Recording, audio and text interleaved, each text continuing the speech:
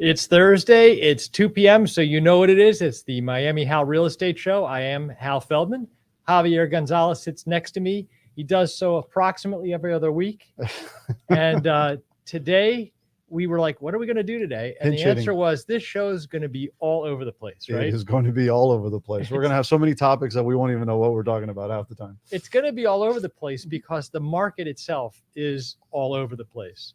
People that initially wanted to buy something, had great low interest rates, went out and looked, and then they couldn't find anything. So it's like scrambling ants. They all tried a different path. And ultimately, a lot of people still have not gotten the home that they wanted.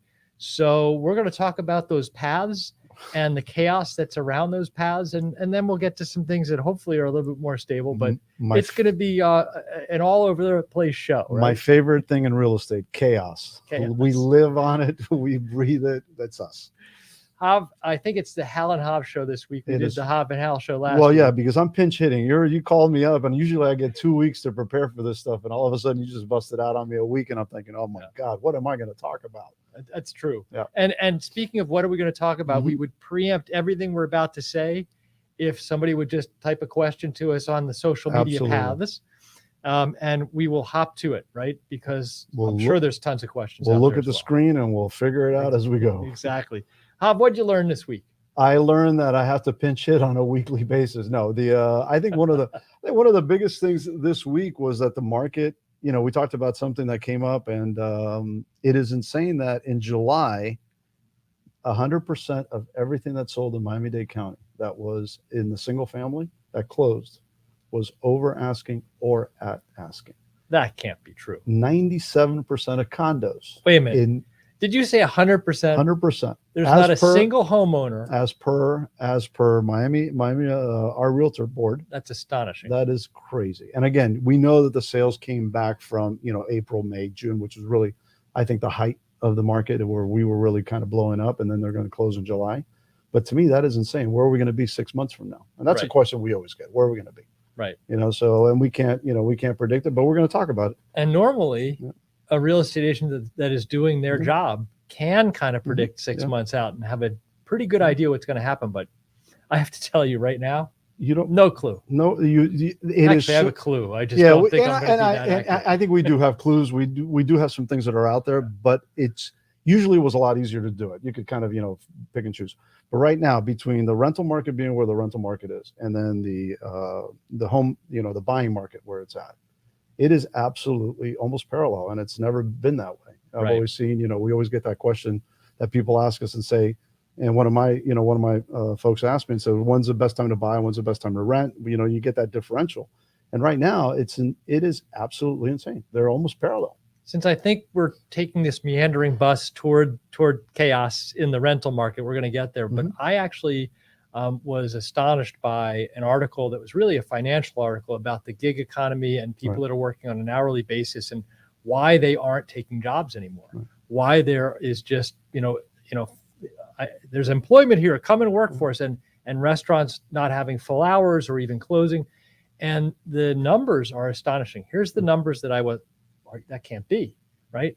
The average hourly worker makes somewhere in the middle of $11.62 or something like that. Right. And they worked it out that given current rental markets, and this is countrywide, so it's probably even worse here in Miami-Dade County, if the person would use the formula, which we've been using for years and years, spend a quarter of your income on housing, rental housing, right? If that was the case, and they did all the numbers for the country again, the average worker needs to be making $45 an hour. I wouldn't be surprised. Now, that is insane. Even if you consider our cash economy, especially in our general, but still the down pressure on our on our clients and the people that work it's incredible. I mean, it's not getting any better. And we've had this conversation on a couple of other shows, is that we limit our production of housing. And it's always going to be that way. It's zoning laws, and you're not going to be able to change some of them because simply it's not going to be NIMBY, not in my backyard, do it somewhere else. And I think it's becoming more and more prevalent now that you're growing at a rate, and you just don't have the housing for it, and you're not going to have the housing for it. Let's skip my what did I learn, because this week I learned that there's chaos. Yeah. So I didn't really learn anything, but I learned lots of little lessons. Yeah. Let's get right into what you wanted to do, which is there's this conundrum of rent to own Mhm. and own to rent. Mhm. And I know what you mean, but why don't you spell it out for audience? There- what there- that there- topic is. there's always been a point where you say to yourself, okay, it is cheaper to rent a property than it is to purchase a property, and then that's some of the economics. That's actually what drove a lot of the rental market several years ago. Mhm. It was actually cheaper to rent the property than it was to actually buy the property. Pay a mortgage, Yeah, pay the pay the taxes. mortgage because just- you're and the maintenance fees and all that stuff. So what's happened is it was just better, just cheaper to rent. Now what's happening is the landlords are in so much control that they're bumping up rents and rents and rents, and also they're bumping up the demand on your deposits. So I just had a situation. We're talking a basic little rent. I mean, again, basic being $2,000, which is a lot of money for a lot of folks. But Yeah. in that point, you're fighting for a property that I used to rent at $1,300. Okay, that's the same type of property. But now the landlord says, hey, now I want first month, I want last month, and I want 2 months security, as opposed to your typical first last. And during a certain part of the market, you could go first and security and avoid the last. You're only paying 2 deposits. So now in this $2,000 deal, you're dropping $8,000 into a rental property. You think that's bad? I have a colleague that's at our office, Yep. and she and I were speaking about a rental recently. They had to offer $250 a month more than what the list price was for this rental. Went through the ringer, checks, pay stubs, bank accounts, parent stuff, just insane. And you know what they ultimately wanted, meaning the landlord wanted, which the tenant then walked away from?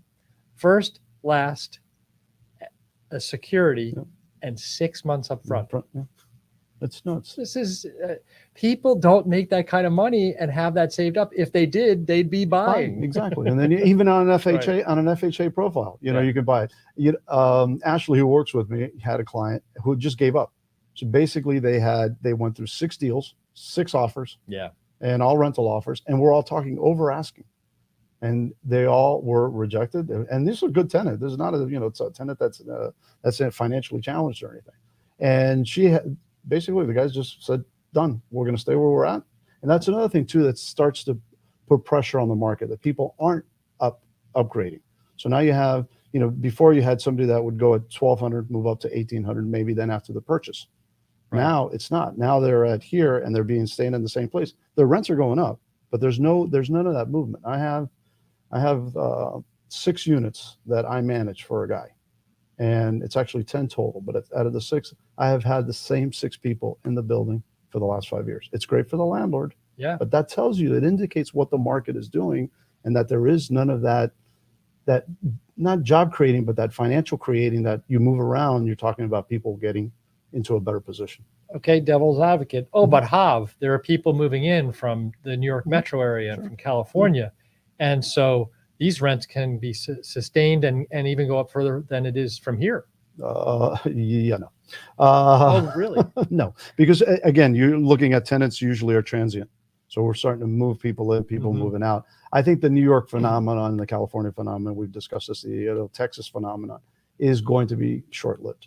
It'll get to a point where the job opportunities and also the same fields will be actually the same, or going back to blue states. So let's again focus on the rental market.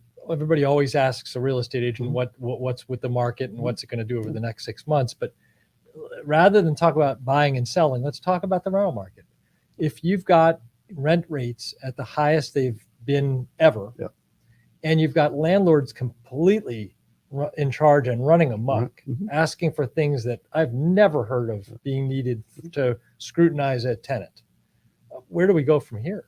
You're saying this is the plateau. It can't get any more insane than this? I don't think it can get any more insane. I mean, we're at a platform where something's got to give. And I think what gives is that folks say, okay, I am going to look for work elsewhere.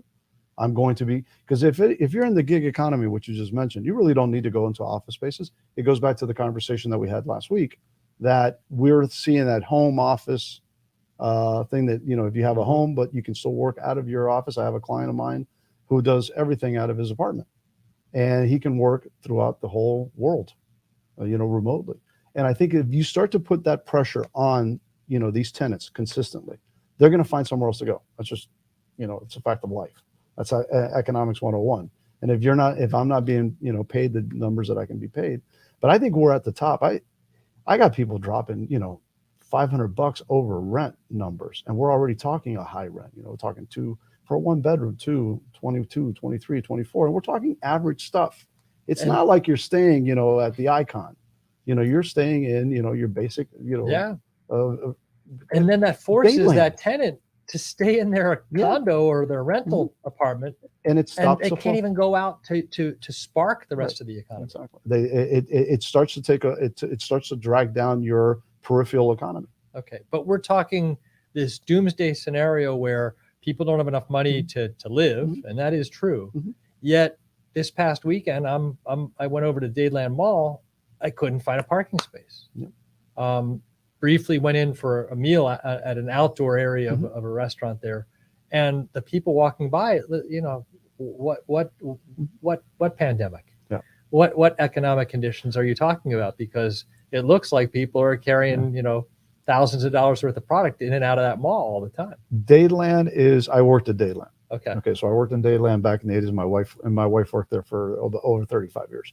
Dayland is an aspirational mall. It's always been that. It's always been a mall that kind of brings everybody in from a lot of different places. Okay. And I think you go back, and I still say that we have a cash economy. But again, if you're not moving, if you're staying in your place, which is what I say is stagnating some of the economy, if you're looking at it and you've paid, I just redid a lease now. The person's been there for 3 years. Landlord in this case is okay with the same rent base. I could probably get $500 more. Landlord says, you know what? I don't want to lose a month. I'm fine, blah, blah, blah, blah, blah. So that is what happens in certain parts of the, the area. But what I'm sensing, or what I feel, is that we haven't had that next step move where people they can't step up. And now you look at the rents and say, okay, if you're at $2,500 dropping $8,000, why am I not looking to buy? And then why am I not looking to buy? It doesn't have to be here in Miami-Dade. You can look to buy somewhere else if you can work remotely. So I think that's going to be something that we're probably going to see in the next 6 to 1 year. I think a lot of the folks that are renting and realizing, holy hell, I can get something somewhere else. I think that's what's going to transition, because New York ain't moving into, West Broward. No, I wouldn't think so. No. So the next thing is heading from the rental market into the sale and purchase market. And I'm working with a client. We talked about this last week. They're going to be purchasing in Pinecrest, and we're not talking something small. Right. And what they're really looking for is land. So before the pandemic, and I know this is going to be a very generic question because land can vary quite extensively from area to area. Pinecrest, 1 acre of land before pandemic. What do you think average is? I think you were probably looking 700-800. Okay. Right. And then in that zone, which is east of 67th, north of 112th, how much more could somebody in that area? You could probably knock it up to, close to $1 million. Okay. Yeah, So for an acre or a builder's acre, which is about 30 cents. You said 7 or 750 to $1 million. That's Pinecrest. At that time. At that time, yeah. Right. So it's not that long ago, 20 months ago, Yep. something like that. We're looking at land that is $2 million for the same thing. And it's not in the super prime area. There is one piece, there's one property that is in that special zone in Pinecrest that has a nice house on it, but it's a smaller house. They want $3 million. And unfortunately for my client, they're not looking for the house. They just want a piece of land, and whatever's on there, if there's a shack or maybe a $1 million home, they're just going to wipe it clean and start fresh. To quote Mark Twain, buy land, they're not making any more of it. One of the funny things too, we had this conversation with somebody else the other day. Land is worthless until you do something with it. And that's one of the key elements. Is a piece of dirt is not worth anything until you actually drop something in it. Even if you drop a tree, that an improvement to the property. That's what it's known in legal terms. What's the improvement on the property? It could be an outhouse. So now you're looking at a piece of dirt at $3 million. Isn't that insane? That's insane. Yeah. But it is, I hate to say it, it is what it is. We just don't have it. We're in between the Atlantic Ocean and the Everglades, and you're not going to be able to push out the boundary line because you're going to go into the aquifer. And again, I know that they're trying to make a big change down in Homestead, which should help. But it's just, we don't have dirt, man. It's always been that way, always will be. So what do you talk to your clients about when somebody brand new comes to you and says, listen, Hav, you're the expert, and I want to be working with you, and I've got, $300,000 in my pocket, and I can borrow up to, up to $1 million home, and I'm ready and raring to go. What do you tell them in a market like this? You still can shop. Yeah. You can still go look. You can still go look, and you can try to see some off-market items, but you're going to have to be redoing property. So I think as an agent, you prepare for that. As an agent, you say, listen, we have people around us that can help you, improve a property that's out there. So that's one of the things. But I think what I do is always educate. I never want somebody to come back to me and say, hey, you didn't say this, or you didn't tell me this. And again, we make mistakes, but I want to make sure that I'll tell them, listen, you're at the height of a market. This isn't going to be the highest that, that we're seeing right now. And you're saying it is the highest. Yeah, you're seeing the highest. So over the next couple of years is what you're saying. You're unlikely to see this. Yeah. Okay. And you're going to trend. You're probably going to trend flat or down. I don't think we're going to see a huge downturn. Again, I think it's 25 when the tax breaks change. So I think that's we had, we mentioned this before, when, the current tax, if it changes, because I think a lot of people, you're going from a Republican to a Democrat.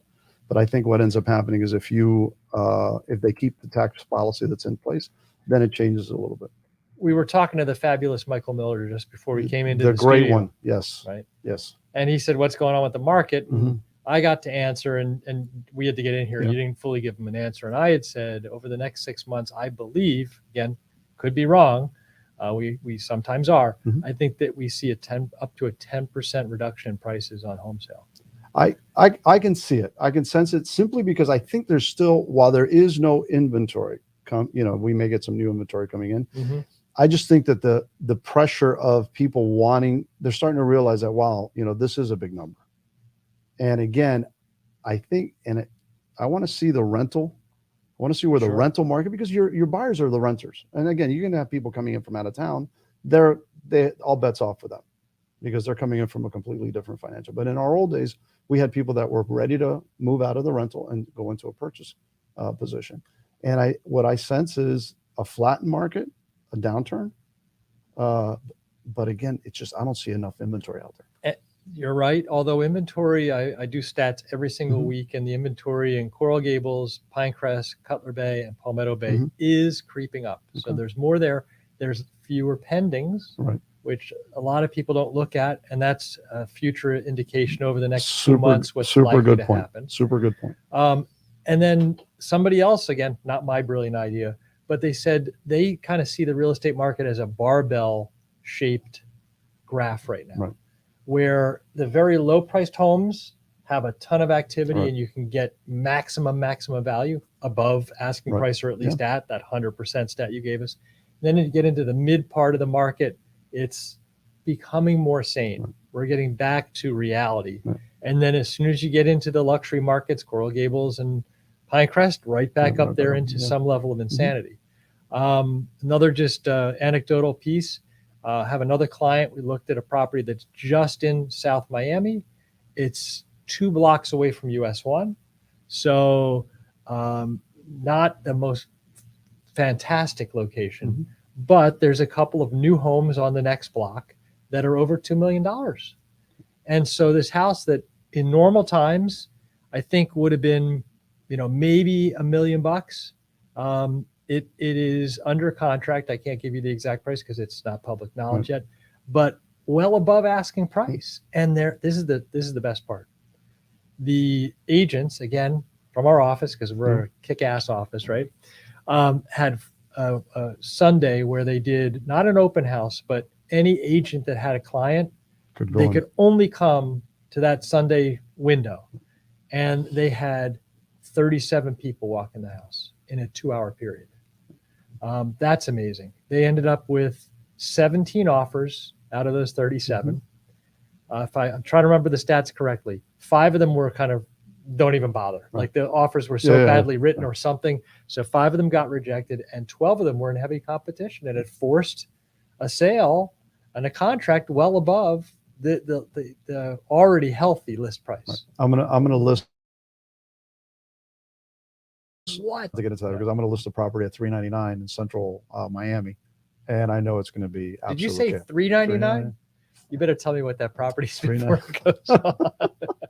I may have clients for that. $399, and it's a 3.2, and yeah, it's going to be one of those. And again, we talked about this. You make that decision, or you want to price it in that sweet spot where you're going to drive clients to it, outside of putting it a little bit higher where you're going to drive down clients. And my strategy has always been to put it right there, and the property's there. Have at it, and we'll see what happens. Since we have the time, I want to ask you about something, and it's a little bit sensitive. We're going to talk about Surfside. Okay. So we had, obviously, the world's eyes were on us, and it was an awful, tragic situation, and it literally lingered for more than a month, and I'm not feeling that now. I think that a lot of people's attentions are elsewhere. We've got Afghanistan. There's always something to take your mind off of the last bad thing that happened in the world. But the question you just had Ida roll through Louisiana and New York. Absolutely. So I guess the question which I'm being asked, and I'm asking it of you, is what happens to the families that were living at that Surfside Champlain Tower South? What happens to them financially? Because typically a condo, you're going to get walls and insurance, which takes care of any damages and things that can happen, but it's got a relatively low cap on what an insurance policy is going to pay out. Right. Replace the furniture, do some work, whatever. It's certainly not the value of what that condo was on the market. Oh, no, for sure. And now the physical condo doesn't exist. Right. And then the only other insurance that I can think of is the association's insurance, which again really isn't meant to replace a building. Nope. It's meant to cover issues where a roof comes off or needs to work, or an elevator or two fail. What do people do, and what do you think the future of that property is? Well, I know the property's on the market or has a contract already for like $120 million. Okay. If I'm not mistaken, that was somewhere. And I don't know. It's still oceanfront. Let's say that it does actually get a $120 million contract and it closes. Where's that money go?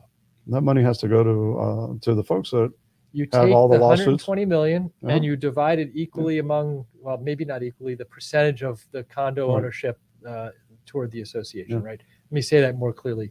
In an association, each sized unit has a slightly different percentage. So a 1-bedroom unit, you own less of the association as opposed to a 2-bedroom. And then there might be small, large 2-bedrooms. So that's basically all the then you have recourse. and then the lawsuits that are going to be in place, because now you'll have a ton of them. Again, this is part of the questions that I've been asked. Who does somebody sue?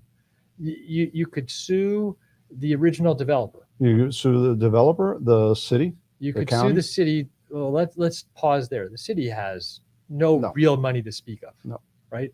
So you're not going to necessarily sue Surfside. Right. Maybe for a show you go out and say, I'm going to sue Surfside because they didn't inspect the building often enough or whatever. What's the final outcome? Does it become a park? Is it going to be some new, living space? What is your thoughts about what it should be as well? In my experience, and you can use 9/11, the towers that you take, and you still are going to build.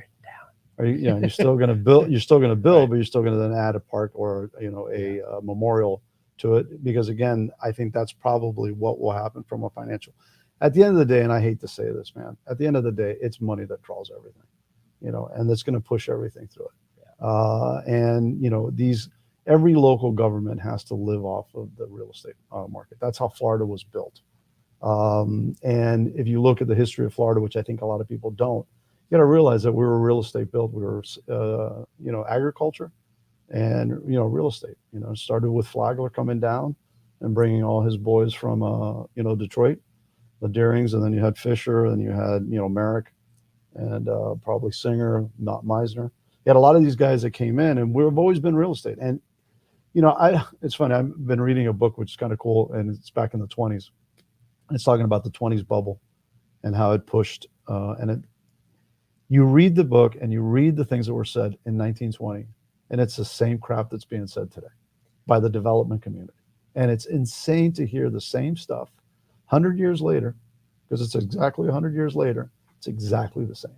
It's like you don't change the pitch. The difference, I think, is that in the 20s, especially here, there was a lot of land available. Yeah, absolutely. And now, no, try to find me a piece of land that isn't spoken for. Yeah, absolutely. So there is a difference there.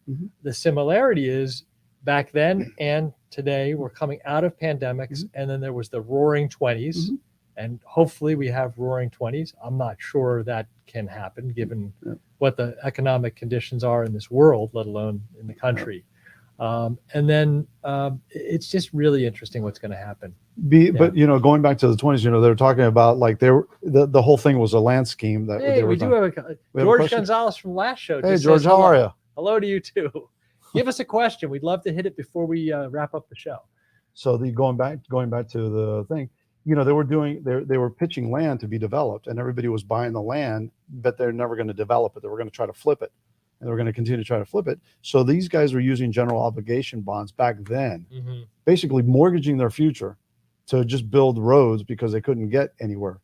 So it's I'm telling you, it is the same stuff 100 years ago that we see in a lot of the development, same schemes, same ideas, same concepts. It doesn't change much. But I'll tell you one thing that was really cool. This past week, I went on a listing presentation, and I don't want to give the name because it'll kind of tip off competition. I don't want that. I want to try to get this person because I really like George put up the question. Okay, good. We'll get to that in 2 seconds. 92-year-old guy. The daughter says, listen, it's time for him to have an easier life. He's got a big house that he built in a section of town that's named after him. And so I went over to the house, and besides doing the listing presentation, which you're familiar with, he said, I have to show you something. Well, that's true. Never done one. That's too easy for you, I know. But he brought out these massive plot books. Yeah. It's really cool. And we flipped it open, and went into the different areas that I was familiar with, and talking about the last 20s, the 1920s. This is from 1963. And there are just huge swashes of Miami-Dade County that are completely empty. I've been here since 65. Even when nothing west of 826. It just didn't exist. Dade land, which we referenced earlier, was called Dead Land. Right. And Kendall Road was called the road that went to nowhere because it didn't go into anywhere. All right, let's see our question. How are your eyes? What do you think about Miami Beach going underwater in the next 20 to 30 years? Do you think it'll be the next Venice? And what will happen to the property values? Well, first of all, I love Venice. It's one of the greatest cities in the world. Is it going to come very close to us now? Been there a couple of times. Yeah. Okay. So historically, if we go back to history, and I hate to burst everybody's bubble. Yeah. I won't be around. Half of us won't be around, but Florida was underwater. So that's why we have the Everglades. That's why it's there. So eventually we will go back underwater. That's just a reality. Will it be the 20, 30 years from now? I think that there'll be a lot of pressure on the water, and not because of the tide. And we talked about this, not because of tides, it's because of water coming up from under you. And, we briefly mentioned that could have been something that would have been on the Surfside issue. But remember, our water table is rising. Right. And that's really what's causing the septic tanks, which we had that conversation septic tanks about are month and a half because ago. Of that pressure from underneath. Yeah. So I think what you're going to do is, as much as they try to berm it and try to keep it, everybody visually looks at this as the tide, as you're rising up. It's really what's coming up from underneath you. So to answer your question, George, yeah, probably so. I hate the 20 to 30 year time frame. Oh yeah. And do we become a lot Venice? Of pressure. Do we become Venice? No, because kind of Venice was kind of built that way, but with the rivers. But I don't think so. It will affect coastal properties. It will. Yeah. Just hurricanes will affect it. Insurance will affect it. That's just a reality of where we'll be 20, 30 years from now. So I think that wraps up a show for this week. Yeah, I hate to wrap it up on a downer. So Tommy asked the more important. Let's find. So Tommy asked about the Alabama game. So are we going to cover the spread? Because at the same time we're sports bookies here. trying to make a little. No, you and coin. Tommy are. Yeah, Tommy. No, Tommy's asking me. So does cover the spread on Alabama? 19 and what is it? 19 and a half points, Tom? Right now it is 19 and a half. And under 61 and a half. over under 61 in college football. I had a friend of mine. We had breakfast today with a friend of mine. And he asked me, why did you get away from college football? And college football really just kind of started turning me off when all you needed was one or two good players and you could run the offense. Right. And UM lost to an Ohio team that they were better, but they had one guy that was better than everybody else. And same thing with Alabama back in the early 90s. But again, I think it's going to be a lot more points than that, simply because college football has opened itself up. Do they cover the spread? I think UM does cover the spread.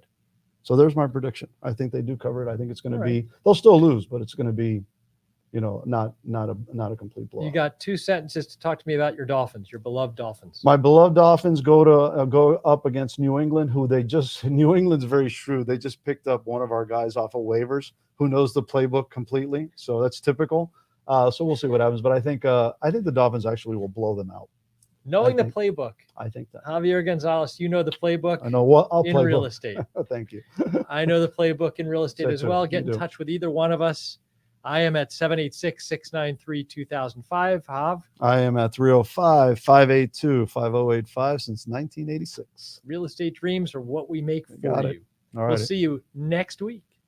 Take it easy, guys. Have a good weekend.